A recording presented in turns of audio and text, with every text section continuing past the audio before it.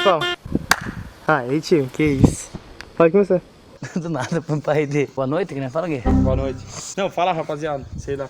Boa noite, vai que o vídeo posta de... Vai, vamos lá, 1, 2, 3. Boa noite, galerinha. Tudo bem com vocês? Eu sou o professor Jefferson Strazer, faço parte da S Gestão Esportivas. Estou aqui com o professor Andrés Braja. E aí, fala, rapaziada, beleza? Tudo bem com você, professor? Tranquilo, e você, Alegria. Jé? Opa, demais. Tem coisa nova pra galera aí? Opa, graças a Deus. Estamos aí com um projeto novo da S Gestão Esportiva. Estamos atendendo aí região de Pereiras, Concha, Cesário Lange, Laranjal, Maristela. Você que é praticante de futebol, quer só emagrecer, mulher, criança, adulto, homem, idoso, procura a gente aí, vem fazer uma aula experimental com a gente. Que isso, hein, professor? Fala bem, hein? Gostei de você. Galerinha, estamos atendendo, que nem o professor André falou, na cidade de Pereiras, né? Eu faço mais a parte de preparação de goleiros, todas as idades, né? Os goleiros da região que jogam amador, que jogam em alta performance também. E estamos aí nessa pegada. Agora nós com um canal no YouTube, onde nós vamos fazer várias brincadeiras legais, vamos acompanhar os nossos treinos, os nossos dias a dia diário. Dia a dia.